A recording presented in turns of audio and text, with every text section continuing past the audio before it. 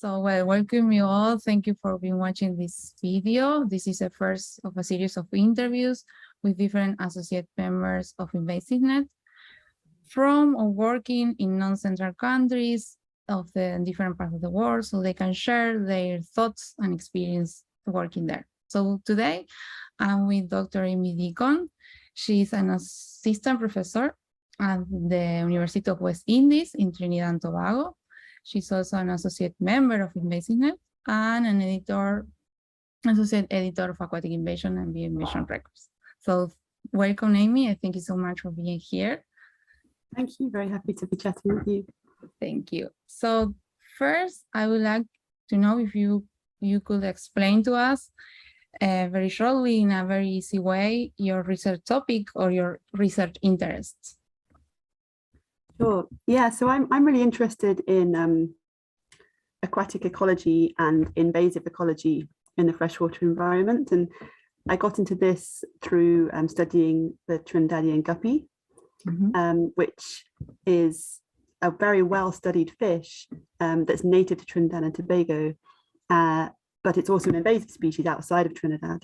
So it's interesting because it's actually been studied more for other things, not because of its invasiveness. So it made it a really nice study species for learning more about what makes invasive species invasive and successful, because we already had all that basic biology from evolutionary studies, life history studies, ecological studies in its native habitat. And it was just a case of then taking it the step further to look at which of those different parts of its biology were contributing to its ability to be amazing at invading in new places. So a lot of my research has been using that species as like a model invader in a way to learn about more generally what can make a really good invasive species. That's very interesting because it's hard to find very good, well-studied species that is also invasive in different parts of the world. In aquatic habitats. I work in marine biology, and it's very hard to find something like that. Right. So yes. very interesting. That's very good. So I read that you work in Kenya and you study in the UK, and now you are working in Trinidad and Tobago. So I feel that maybe you have lived different experiences in these different countries. And I would like to know how is to do research in Trinidad and Tobago. Is some singularities that you feel that only happen there or in the region, and that doesn't happen in another part? Yeah, so I'm thinking, I'm sure there are peculiarities, but one thing that I'm discovering as I work there and stay in touch with colleagues around the world is actually things that I get into my head must be particular frustrations or obstacles here. When I actually talk to people around the world, you find that everybody's experiencing quite similar problems. Maybe some are worse than others or harder than others in different places, but they're less unique than I sort of leave myself to believe. And I think it's quite easy to think about, the saying the grass is always greener, and think about, oh, research is easy and perfect, or academia is easy and perfect in some places. But my impression really is that it's just different challenges or same challenges, but slightly different forms. So yes, there are some challenges. I mean, funding wise, Trinidad and Tobago, it's not as there's not sort of an equivalent of the NSF or the research councils that I was used to in the UK, for example. So getting funding for say projects for PhD students is a little more challenging. But then there's also other funding opportunities, especially for small grants, that are more accessible to us because of being a small island and in a particular region on some topics. So it's a different environment to be looking for funding and to doing research in, but a lot of the challenges are very similar. Okay. It's also in terms of actually doing the field work. Yes, you're going out into the field, and of course, going to the rainforest is where the guppies live. The guppies that I study, it's a case of forest, mountain streams, which is a really beautiful place to work. But of course, sometimes it involves some hiking and being aware of venomous snakes and things like that. But actually, Trinidad is an example of somewhere where those kind of habitats are relatively accessible, especially in comparison to some other South American, like the Amazon, and where it's a real expedition to go to those kind of sites. In Trinidad, because we're an island, you can park your car in a small hike and you can be in a what seems like a very pristine rainforest environment in some cases. So we're very lucky for that. And that's actually why a lot of international researchers still visit Trinidad. I mean, I live and work there, but a lot of people come and do their research there because that's a real advantage to not have to camp out, or you have sort of the best of both worlds, the wild, but also the you can go back to a hotel at the end of the day. Yeah, that's really nice that you say. It's like a very pro situation. And the government of Trinidad and Tobago do investments in science. Is there public grants, for example, from the government? Yeah, to some extent. There is a green fund that comes from a tax that is supposedly designated towards environmental projects, and it's just not necessarily simple to access, and at various points it's been less accessible. I understand that it's now open to be you can apply for it, but it's sort of a little bit tied to the politics of the day. So depending on which government is in charge, it's the criteria might be slightly different, or the accessibility might be different. So it can be it's hard to just simple to navigate. It's not that money's there and you can just apply for it. I know I haven't personally had first-hand experience, but colleagues said, it can be quite a frustrating experience. But others have managed to get nice projects done using that money. So it's something I definitely could apply for in the future. And there's scholarships for PhD students through the university as well, which is partly government funded. So that can help if you haven't got a big grant. A PhD student can still apply for a scholarship. There's that as well.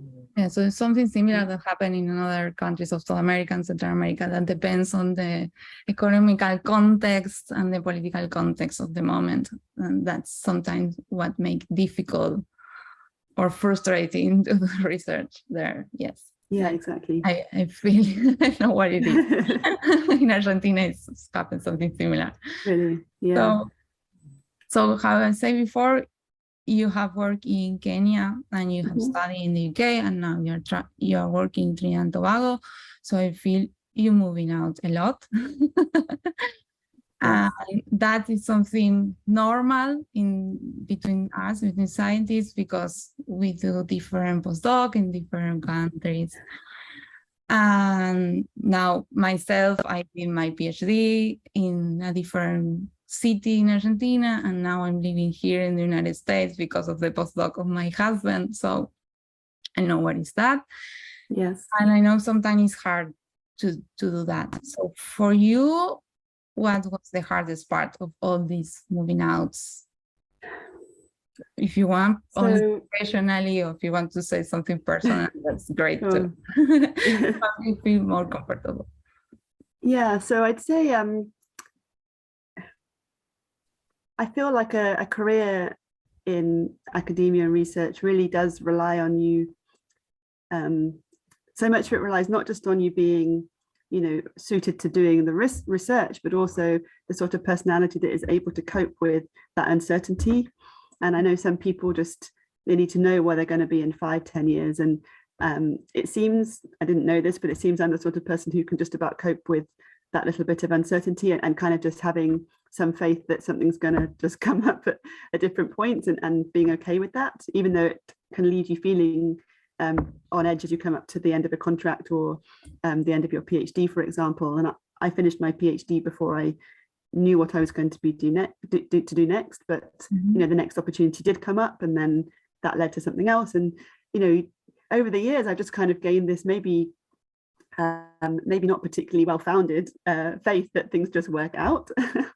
And maybe I've just been very, very lucky, but I've certainly chosen in my career path the most exciting or interesting opportunities as they arise. And I think I've been very lucky that those came up in a time in my life when I actually didn't have any commitments in terms of, at the time, a partner or a child or a mortgage. And that allowed me to say, an opportunity came up to move and live to Trinidad, I just didn't really have to think about it so hard, just why not? Let's try it, an adventure. But I recognized that a lot of people at the age I was in my late 20s wouldn't necessarily have had the freedom to do that at that stage. So I guess I feel lucky for that, even though maybe I wouldn't have thought that at the time. It was the flip side of that, but that freedom brought the possibility of me doing that. I'm really grateful for that. And I actually met my partner in Trinidad, not Trinidadian, but he was also working in Trinidad. So we're now in a very enviable position of two academics having a job at the same institution. And I guess that's why I've now been in Trinidad for so long, because that's, as well as just enjoying living here, but it's otherwise I know colleagues who've left for the reason that their partner couldn't find an opportunity, and therefore that has to play into your decisions, even if you might enjoy the place and the job. So for me, it's kind of worked out so far, but I mean, who knows about the future? Who knows what ties or decisions we make based on other things going on. And yeah, so I think that's, I definitely recognize that challenge, and I've seen it in so many of my colleagues, and at times I felt those that anxiety and I don't know what, it's a systemic thing. So I don't know how you change that really. I mean, I guess longer term postdocs is nice if you can be more than 1 year at least. Yes. I was lucky, my postdoc was 2 or 3 years, and then suddenly an opportunity arose to extend it. So I thought I was taking a shorter term position, but I ended up getting a 5-year postdoc doing the same thing, which again is quite enviable, to really be able to get into it and not have to worry about the next job and moving. I have to say, I also, when I first moved to Trinidad, I had a vision of being a researcher who might like to travel the world and spend a few years here and a few years there. And after a little while of settling in one place, it just gets to the point where you think, well, I've now put in so much effort and research, and or just my experience now means that I kind of am starting to understand the place, the people, the culture, how to do my work research effectively here. And it's suddenly less attractive to completely leave that and start from the beginning again.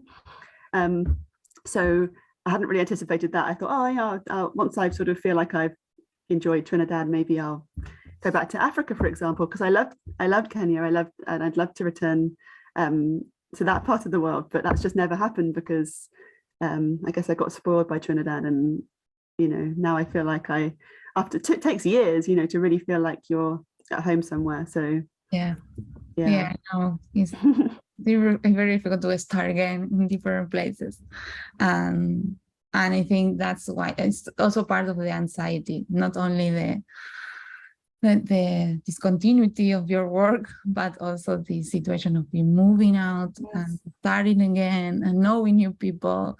Yes, making friends, community, as well as colleagues.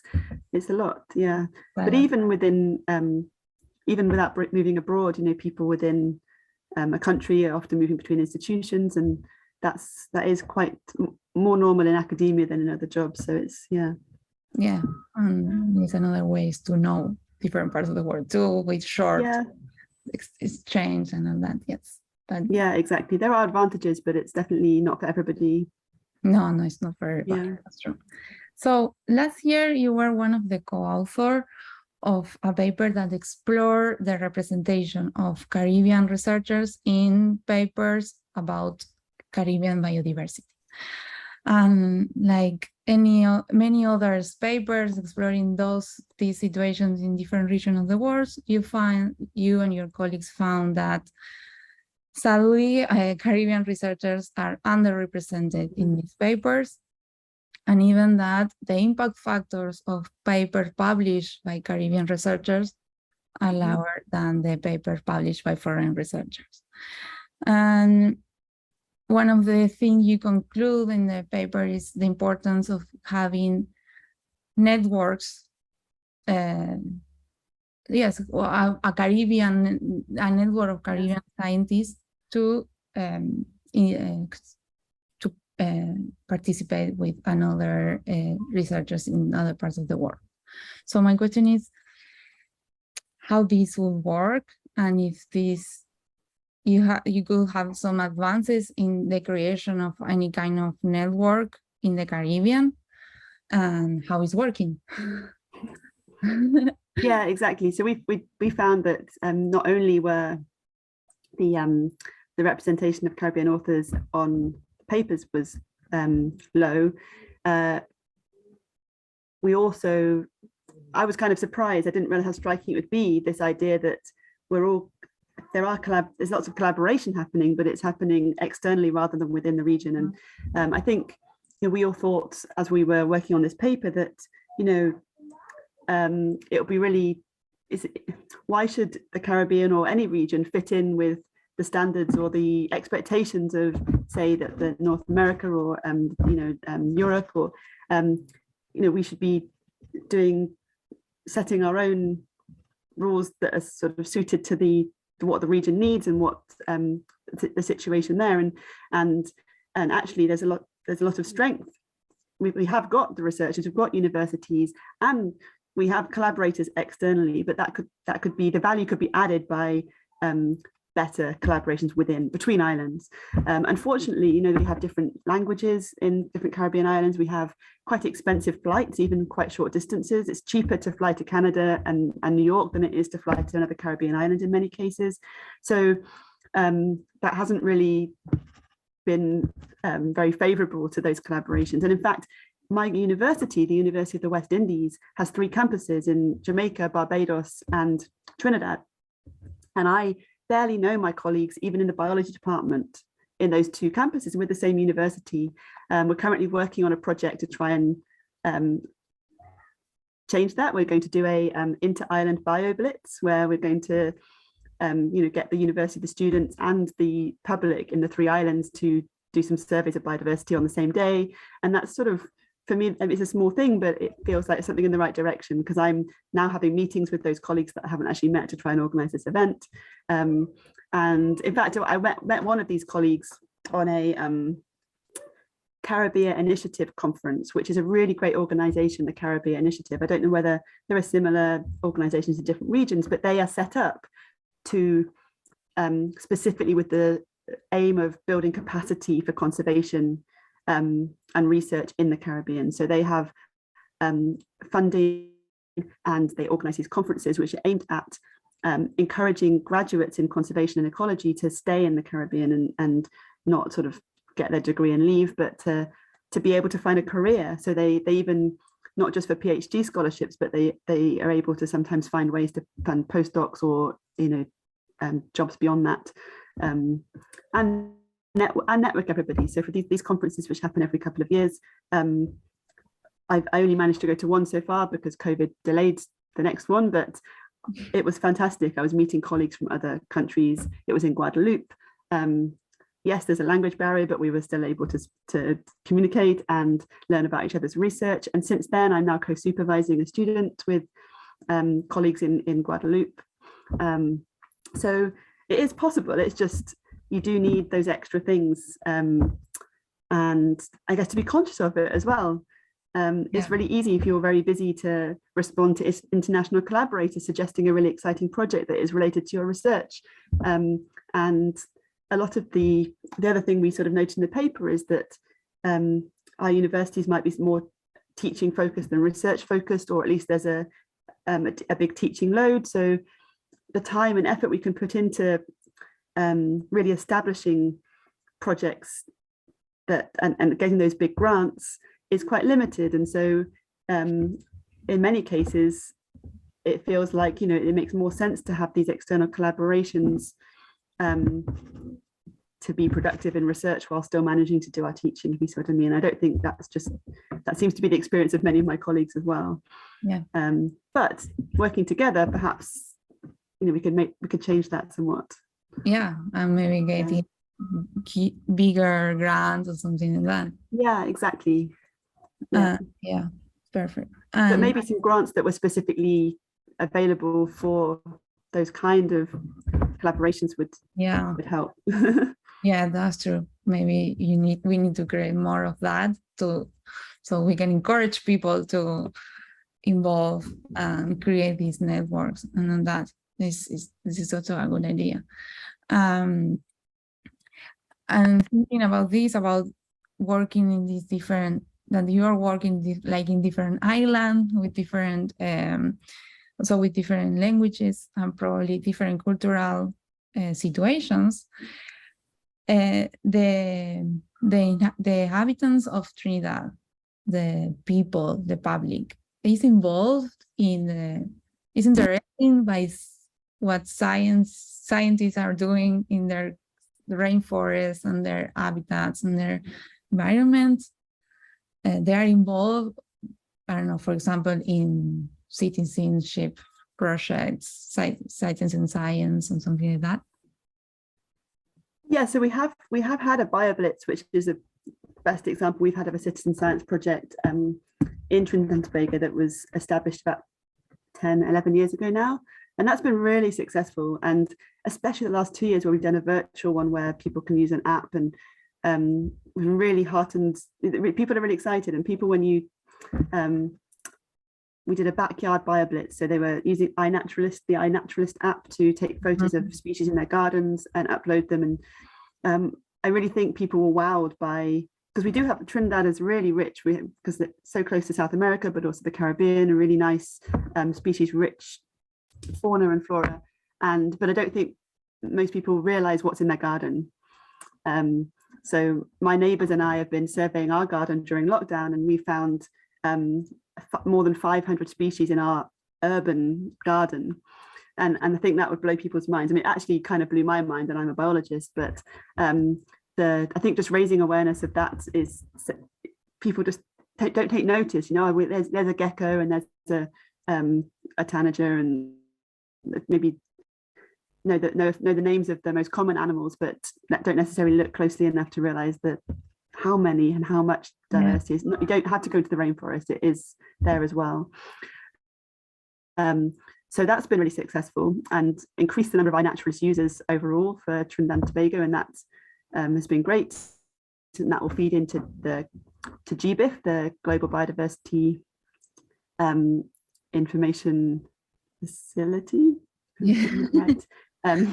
Which we also currently have a project at the university to get all of our museum specimens digitized and uploaded to that open access database as well, with the idea of not just for scientists, but it will then be available to the public for education, for research, for anything, because anyone in the world can access that. So that's a project that I'm really passionate about as well, because I think that'll make a big difference, to make the data accessible to everybody and make them aware, help people become aware of that. And we've had a parallel social media campaign as well to start highlight some of the specimens that we will be putting onto this database, which you definitely get a really nice response. People are excited to learn about species that they might know exist but don't know much about them. So it varies a lot, like in all countries. There is a disconnectedness with nature, people living in the cities, but then you also get people who are very much have a lot of really valuable knowledge and understanding of their the species that live there, because they are regularly in the forest for whatever reason, or I think we also learn about their own knowledge in those species, the use they made of those species. Sometimes we don't know, and I think it's something very important to know and to learn. So, so yes, definitely. It's something it's something I find most satisfying as an educator as well. Now I'm teaching undergraduates, is to bring in examples from local species into concepts that I'm teaching, because that's a nice way to kind of teach the concepts, but also have a sense of pride or excitement at the idea that these species are actually living and just down the road in the forest outside your house or whatever. And I don't think all countries can do that. I think Trinidad is very special from that perspective, not just for the guppy, but for other species too. Yeah, that's true. It's a very nice privilege. Yeah, definitely. Yeah. So, well, going back to networks and all that, you are member of InvasiveNet. So why have you decided to become a member of a network as InvasiveNet, and also an editor of two of their journals?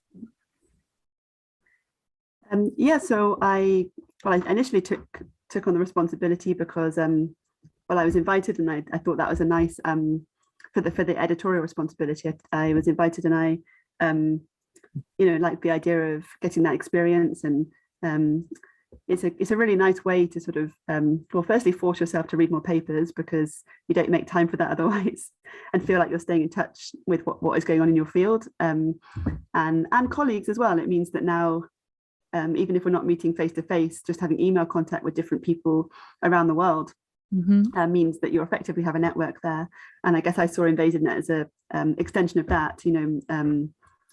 My involvement in the journals, and then the network, sort of was parallel to that, with many of the same people, but extending beyond that.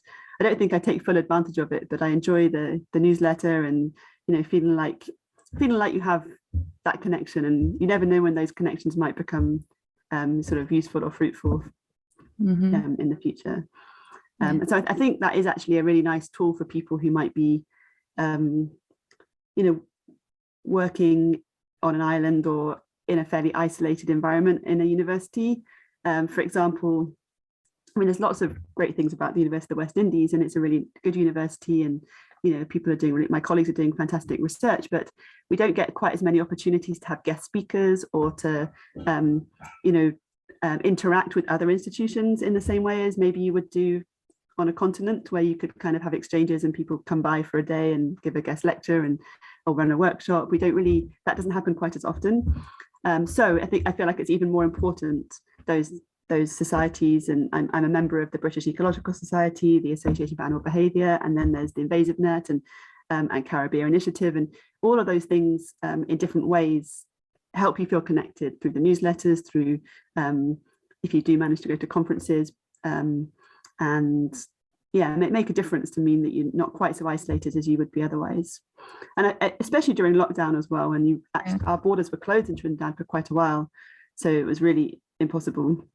And one really nice initiative is the Association for Animal Behaviour ran a sort of online networking session where you could sign up just to have a Zoom meeting with a handful of other researchers around the world once a month. And I found that really helped me a lot to sort of just feel connected still. So it's an example of how that can help you. Yeah, I think something that we learned from COVID is that there is so many ways to be connected. Yes. Now, but I sort of thought, not another Zoom meeting. We're having so many Zoom meetings. But actually, that one was one. I was surprised at how we were able to have a nice. It was like meeting for a coffee. It was informal. And I really missed that through not being on campus very much, but also not traveling to meet colleagues. And it was it was a really nice initiative. Yeah.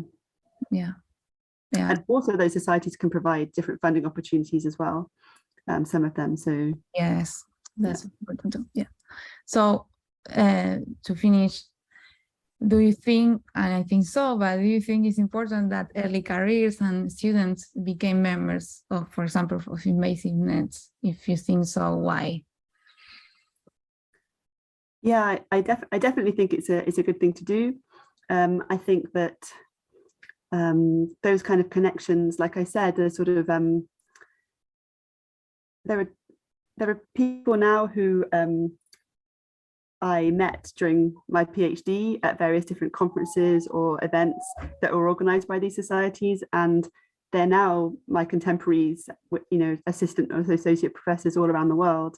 And different collaborations have come out of that, sort of because you have that initial connection. So you just never know where that might lead, and it can be a really nice, it's not that you're doing it to get something from it, but it's just giving you a community that you can't predict, because you don't know what your career is how it's going to wind, but it's just it's a really good investment to kind of make those communities now, and then in the future, who knows. Have the possibility to connect with all those people, as well as sometimes there's opportunities across from people at different career stages, and opportunity for mentorship and learning from others, and staying in touch with the research and all of those things. Yeah, that's true. It's very important. I think the same. So, well, for me, this is the last question. I don't know if you want to add something, to comment something else, something new. So I think, yeah, one thing that's I would encourage anybody to take up opportunities if you do get an opportunity to go abroad to study or for a job. I think I certainly have no regrets about it, and it can be really rewarding and exciting to do that. There's also lots of opportunities when you do that to exchange ideas and knowledge with different institutions, different cultures, different research themes, and also an opportunity to I guess increase. I feel like one thing I can do now as a educator in a completely different place is bring a new perspective maybe, and work with other colleagues, and mentor, and hopefully some of my students will end up being being the next generation, I guess, of researchers and academics in the region. And in their generation, I'm really hopeful that those networks that we make within the Caribbean, for example, are just going to become even stronger. So I'm quite excited about the future for the Caribbean. I think that there's a good starting point has been made, the Caribbean Initiative, and other collaborations. And so I in my mind, I'm envisioning a really much more connected Caribbean in terms of conservation and invasive species research going forward, for sure. That's great, because I really think that that's what we need right now. Yeah, the only way to achieve a very diverse and inclusive science is doing these connections, these networks, and it's really nice to see that you have so much positive thoughts in the future of the Caribbean, and maybe in the region in general. I really think that in South America we also live in something similar. There's some networks that are appearing, and countries are more interested in invasive species and more worried about them. And I think all that will give us a good future.